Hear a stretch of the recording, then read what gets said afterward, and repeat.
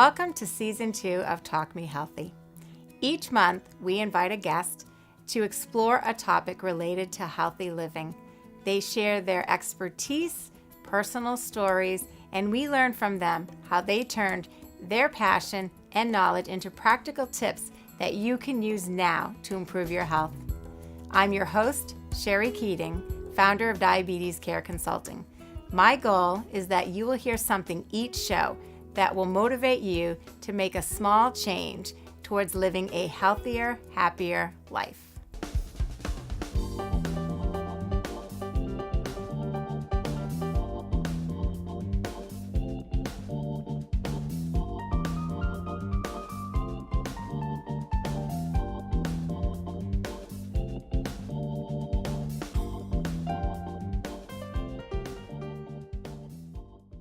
Hello and welcome to Talk Me Healthy. My name is Sherry Keating, your host.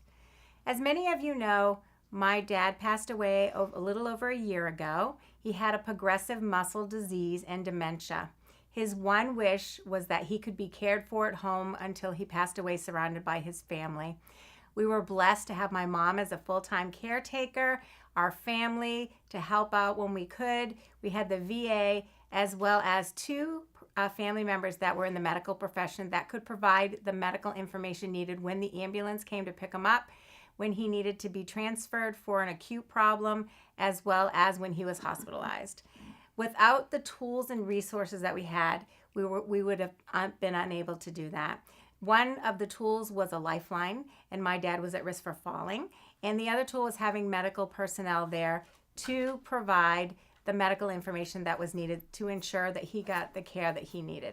So today's show is to help educate you, the viewers, on these tools and resources that are available that can help you as well take care of loved ones or patients or family or friends that are at home to give them independence and to ensure their safety. So I want to have you welcome my two guests today. We have Carol Potter from VNA Care and Phillips Lifeline, and Harlyene Goss from HD Merrimack. Thank you guys so much for coming on the show today. Thank you. I appreciate you coming because this is such important, valuable information.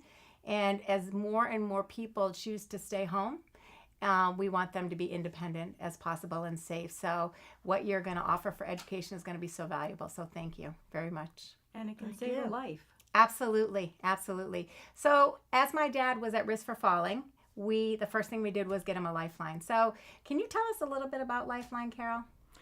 Lifeline, thank you for sharing that. That was not easy to share, and I'm so thrilled that it was able to help your dad. Thank you. We hear stories like that all the time, and many of them are absolutely heart-wrenching, particularly those who don't have Lifeline or weren't familiar with it.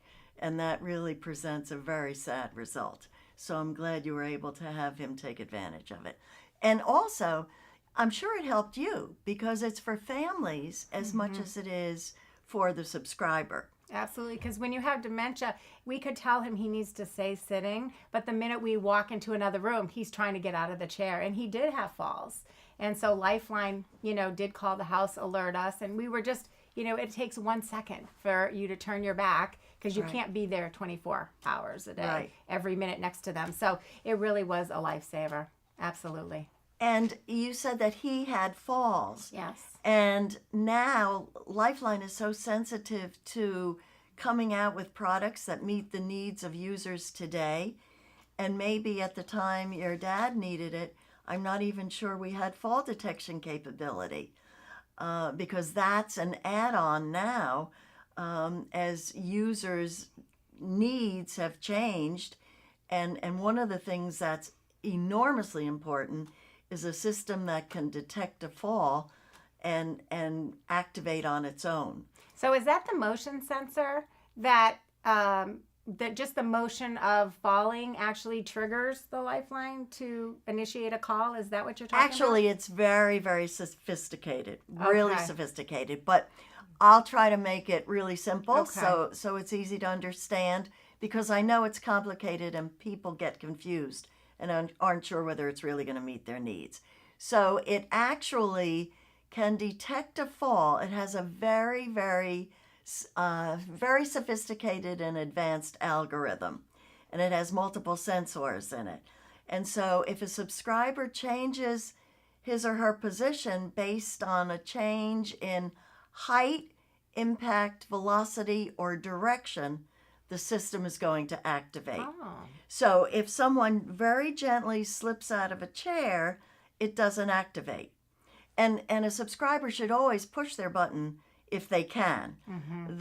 The fall detection is really for when they can't, when they become unconscious, maybe immobilized or confused and can't bring themselves to push the button. Okay. But fall detection is sensitive, but it's a balance because it needed to be developed not to go off all the time, but yet to go off when needed. So we seem to have found the right mix right now. So I know how it works, but my dad used to wear like the necklace. Right. And so tell the viewers exactly, is that the only device? You have a necklace, you fall, it initiates a call to a call center. Somebody Right. calls your house. So is that the only tool, and how does that whole process work? So pretend I'm a family member and I want to get a Lifeline for my family. Okay. Walk us through that process. Okay, well, you are absolutely right. And it's basically a two-part system, and it starts with a pendant. Okay, so And this you is have what the your pendant choice looks of like. neckband or wristband. Okay. And that's water resistant, so it should always be worn in the shower. It should be worn all the time and really never taken off. So that whenever you need it, you have it and you can push the button. So having said that, what's the distance? So do they, because I know it's attached to the phone, right? Right. So can they go a certain distance, or do they have to be confined to an area, or can they have unlimited ability to wear that? That's a good question. And the first product is the standard system. Okay. And that works just within a home. Okay. But it can be any size home. Okay. And it can work on the first floor, the second floor, or the third floor. And we have something called emergency mode. So if a subscriber can't hear the response system person as they come through this console, they turn up the volume at the response center. It makes both sets of voices louder. Okay. So they can hear each other and talk back and forth. Because what actually happens, they push their button or the button on this side. This is a console that gets plugged into a telephone jack and an electrical outlet. Has a help button, which does the same as this, but when they talk to each other, these buttons are programmed to dial into our Lifeline Response Center. They get the call and they talk. This becomes like a speakerphone because they talk to the subscriber or family member through this console. So it becomes like a speakerphone. So there's two-way communication, and they're asking the subscriber if they need help. And the subscriber might say simply, "No, I'm fine, I pushed it by mistake," which is also okay with us. That's fine. But they may say, "I've fallen, I think I broke my leg, I need the ambulance." They may say, "I smell smoke, I need the fire department."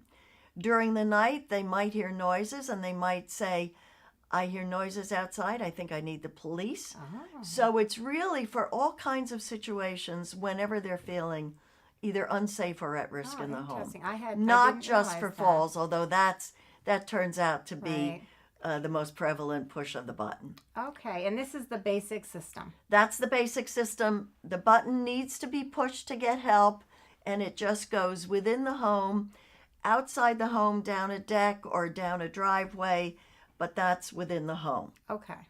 Now you have a next. The next system is an upgrade. Okay. And this is what I was talking to you about with fall detection. So you have an opportunity to, if the subscriber has now changed diagnosis and is beginning to fall a great deal, then you might choose to upgrade. And you would upgrade from this pendant to another pendant, which can activate if the button is not pushed. It can activate automatically. And that's what we had for my dad. Yes. Okay. So that's great. And then the next step is a major leap because it's our most advanced technology. And it's a system that works not only inside the home, but outside the home. Outside anywhere. When they're walking their pets, when they're at the grocery store, when they're driving, when they may be visiting a neighbor or a relative in Vermont. Florida for 2 months in the winter. Wow. It can work any place. And that's also changed sort of the philosophy of Lifeline, because it's not so much geared to frail elderly, but more toward the younger, older adult who's very mobile, very active, and really is going here, there, and everywhere and wants the protection of Lifeline. Is there a GPS in there? So say they're Yes. out in the woods and they happen to have a fall. How does the center communicate with them, though? Okay, so the way that one works is quite different. That one, that product includes fall detection. You don't need to upgrade to it. And it also includes GPS type locating technology. And that's the only system where the pendant is so significant in that they talk to you from the response center through the pendant, and it can only be worn around the neck. Very interesting. And what happens is, if they come out of the grocery store, for example, and they're off balance because they're carrying their groceries, and they fall, and now they've hit their head and passed out. So they could not push the button. But because it includes fall detection, it will activate automatically. They will come through the pendant, which they're wearing around their neck, and ask them if they're all right. But because they're passed out, they can't respond. But Lifeline, because of the locating technology, can then put that into place and figure out where they are, because they have a base to go from, because the signal was sent. That is unbelievable. It's amazing. It's an amazing and product. it allows people to stay young and still feel like they can Exactly. live their life fully. That is so Exactly. amazing. Can you swim with these? Are these waterproof? You can, but not for too long and not in deep water. Okay. But they can be used in the water. And now, is this an expensive option for families? Well, they're not covered by insurance except for Mass Health, the standard system. Okay. And GIC, which is for retired state employees, and some long-term care insurances are beginning to cover it. Okay. However, for value, they're not expensive. Right. For example, this is $29.95 a month. Okay. That's less than $1 a day. Right. And how valuable is your own life? Extremely. So that's not too expensive. Exactly. The auto alert brings it up $15 more a month, so it brings it up to $44.95 a month. But again, that's like having someone with you Right. all the time. Right. And if you paid to have that kind of help in your home, it would be much more expensive. The most sophisticated system is $54.95 a month. And that sounds really high when you first hear it, but when you consider all that it can do and it has, and it's only $10 more a month than the system with fall detection, it's not really that high. However, that one does have one difference, and that's the only piece of equipment that Lifeline has where you have to purchase the pendant. And that needs to be purchased for a one-time cost of $149. Okay. So, but it's worth it because that's the system that allows them independence. So they can go to anywhere in the country and maybe outside the country. Does it work outside the country or just in the country within right the now? United States? Within the United States right now. But still, that is a lot of territory Right. to know that your loved one is going to be safe. And say you live on the opposite coast and your mom is aging and she wants to still live alone and she's very independent, but you're starting to be concerned. That's a great tool. It's excellent. So it's well worth the money. The really good part is you can start out with a basic system. You can always upgrade to any equipment. So you never have to pay more for whatever you're using, which is really pretty important to know. Wow, that is amazing. That's awesome. I tell you, we loved it for my dad. Really, we had the motion one, and it was really amazing. It was hard to get him to remember to put it on because he had dementia. So that's a key: is they have to wear it for it to work. And I know many times I'd go over there and be like, Dad, where's your Lifeline? He's like, what Lifeline? So Oh, I'd be I like, know. your necklace, where is your necklace? And he'd be like, I don't know what I did with it. So, my mom had to constantly make sure that it was Right. on him and he would Right. take it off. So that is the number one thing they have to be able to do is to Right. keep And we it on. try to reinforce that so much with them or with caregivers, but as their progression changes, it's hard to do that. But if Right. they can just remember to just put it on and never take it off, Yes. then they're really pretty well protected. I didn't realize you could shower with it. I didn't realize it was Yes. waterproof. Oh, absolutely. Well, years ago, there were many companies that didn't have that sophistication. But as you can imagine, that's where most accidents happen. Because Absolutely. the floor is Yeah, wet. And yeah. we have some terrible, terrible stories of people who did not have Lifeline and have fallen in the bathtub and actually lay there for several days. So it's really important to know that it should be worn in the shower. Absolutely. So thank you so much for that information. I'm Oh, sure you're that welcome. there are so many viewers out there that, worry about their loved one falling when they're not home, but they can't be there and they don't have services in their home. So this is a lifesaver. So thank you Oh, so thank much. you. It's wonderful. Thank you. So Harlyene has made these emergency medical information kits. And so I want to hear a little bit about your story of why you ended up making these kits and what these kits' purpose are and the value in having these kits. So can you share that with us? Oh, very definitely. Thank you. The way the emergency kits came about, my mom had a quadruple bypass and had several complications. About 2 months after she came home, my father called me in a panic. He realized that she had so much going on, if he had to call 911, that he forgot something, it could hurt her. And with everything going on, that was very true.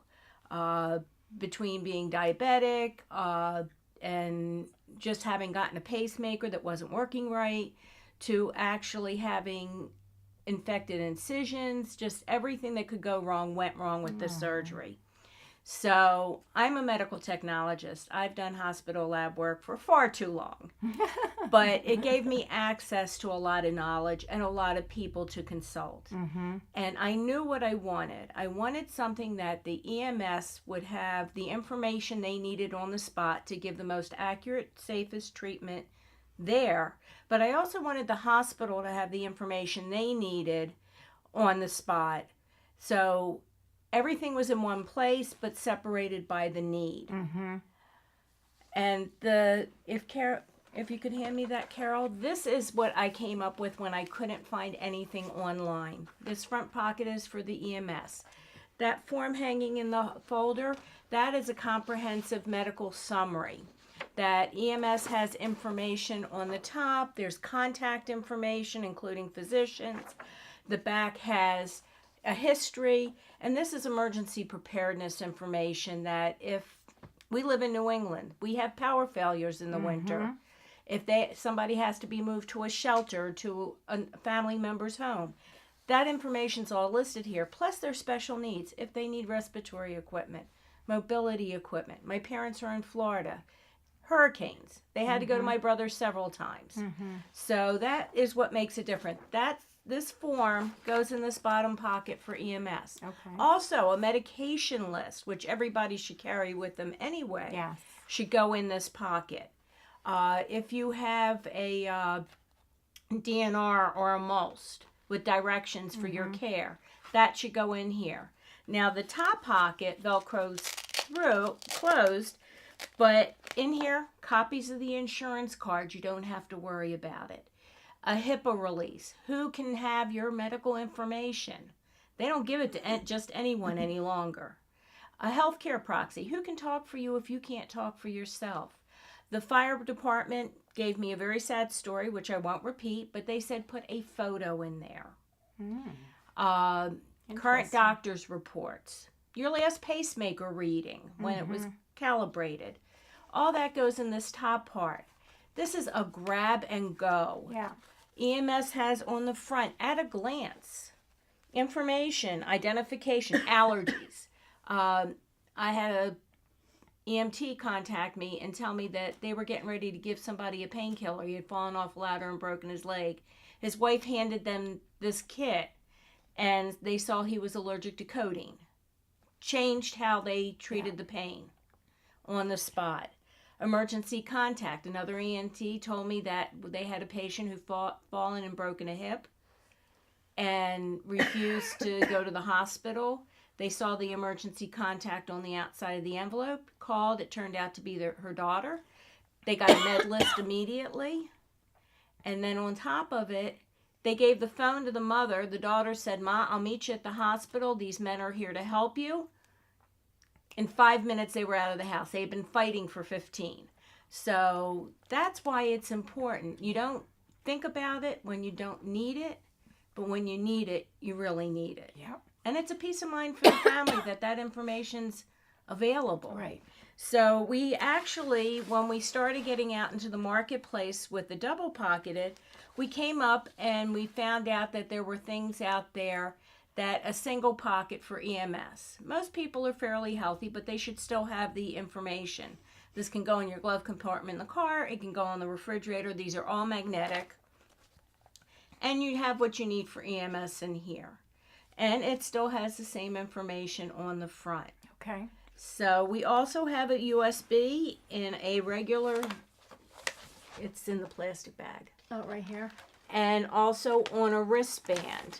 And EMTs are no longer using any kind of flash drives in the equipment, whether it be, put it this way, in their equipment that is sanctioned by the fire departments, police departments, and the hospitals are the same way because of viruses and stuff. But I put this because my parents are 1,600 miles away. I can fax or email their forms down to Florida to the hospital while I'm trying to get there. So what is that used for? What is this that? flash drive is basically for my peace of mind. Oh, so and you to be able, download all their information onto that flash drive? right. And so then what do you do with that with your parents in all Florida? all these forms are on here in a PDF fillable form. Okay. And I have them on the flash drive that if I get a call, I can turn around and email them, attach it to an email, All right. or print them out and fax them. Okay. I've got all the information available. The hardest part is getting my mother to update the information. I was just going to say you have to make sure that's updated on a regular so every basis. trip home, and sometimes when I haven't been home for 3 months, and she'll tell me that, oh, your father went to the gastro guy, and this is what happened.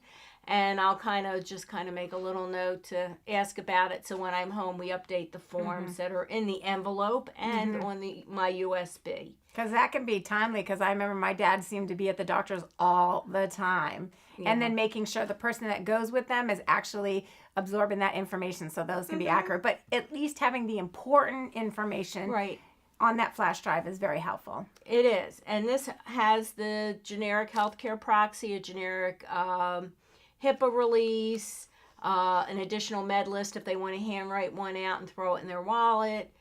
It has the medical summary form on it. There's also a pet ID and a pet med chart that's on the USB, additional forms. Okay. Because a lot of us have pets, and they are our children. At least my kitty cat's Yes. mine. Exactly. I can relate. So I've got that information that if, God forbid, he got out, Yeah. I have his chip information on here. I can print it out, and I can give it to the MSPCA and so forth. That's perfect. So people can just purchase that as a Right. separate product. And then all the paperwork they need for all of those kits that you have are right on there. They fill them out, and then they just save them on their computer, and then they can email, fax, whatever they need to do. Right. How much does something like that go for? This is $24.95 Okay. on our website. This is $8.95. This, I'm very klutzy usually. So that's the EMS as well as the hospital with the cards These and are all the of hard that. copies, Okay. and they come with these. The hard copies come with a wallet card, and so does the USB. The small one is $4.95. Okay. So And for the- $4.95, $8.95, and then $24.95 for that. And Okay. what we also did with the USB, and this was because of a friend of mine, her father was very forgetful, and we developed, she actually put it on his ankle because the wristband, he would always play with it and would always misplace it. But his ankles had gotten to the point where they were so thin that we wouldn't put the USB information because he would wander off. And he liked to go, they had woods behind their house, and they didn't have your product, which is so wonderful with the GPS, and this goes back about 5 years ago. So I put the USB on a wristband or an anklet, depending Great upon the idea. person. So this way, if the police find them, because they do have their own laptops and stuff that are not sanctioned by the department, that they will find somebody to plug it in, someplace to plug it in, and get the information if they find somebody wandering. So that's good to know, because, if I saw somebody wandering with that, I wouldn't know what that was. I didn't know Right. that there was a USB in there, or, some Right. sort of information that I could get. Right, and that's why we put the medical symbol here, and it says emergency medical info. Oh, that's wonderful. On the That's a really band. good idea. So So- where can people get all of this information? We have a website. As a matter of fact, we just redesigned it for user friendly and so forth. And that is www.medicalinfokit.com. Okay, and we'll put that website on the show so that you will have that. And Carol, we're also going to put your website for more Excellent. information. So what would your website be? It would be the VNA's website. It would be www.vnacare.org. Okay, and we're going to have all of that on the show so that you don't have to remember those. We will have those on the show when the show comes out, so stay tuned for that. And one last question, because it's already time. I can't That was believe it. quick. I know, the show goes by very fast. But now, how did you know what information is required? Is there somebody that reviewed that information, or are there regulations that you have to follow, or? Actually, one of the things we did, because it is medical information that's on the refrigerator, we checked with an attorney to make sure that we weren't interfering with HIPAA, which is the privacy of medical Exactly. information. And he said that there was an assumed consent if it was hanging in a home. It would be one thing if it was outside the home, or in your glove compartment. Those are your private areas, so it's not. It's an assumed consent. Okay. Being in the medical field and working in a hospital and drawing blood in the emergency room, I've met. Well, these have now been vetted over the years. I keep showing them to everybody that'll look at them, by probably over 100 EMTs.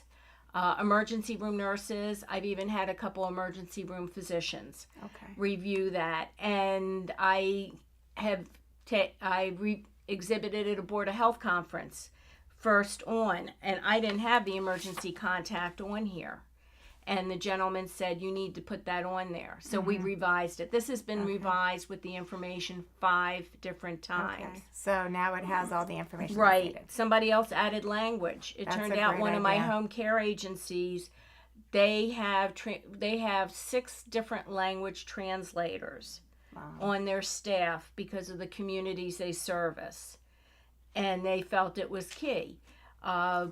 So when somebody buys that kit, they know that the information that's critical to their loved one's care is there. So Right. that's the important thing. And so to wrap it all up, there's so many resources out there available Right. for people, Yes. because more and more people want to stay home. They want to be independent as long as possible. They want to be cared for by their loved ones. And this technology allows that to happen. Right. And Yes, so it people, so I hope you viewers have heard that. And if you have any questions, please, we're going to have the websites. Please contact them for more information. Utilize these tools, and they're great resources. I can speak from personal experience that they were very, very helpful in caring for my dad. So I am so grateful that both of you came on the show today. I wish we had more time, but we never seem to have enough time. I know. We need to have an hour show, but it's only a half an hour. So thank you again for taking time to come in and educate the viewers. And thank you, viewers, for tuning in again. Next month, definitely tune back, because we are going to talk about a new treatment for people with depression. I will have a few guests to talk about this new procedure to help people that are showing promising results with people with depression. So thank you again for tuning in. Thank you, ladies, for coming on the Thank show. you. Thank you for hosting it. And have a great day. This is Sherry Keating.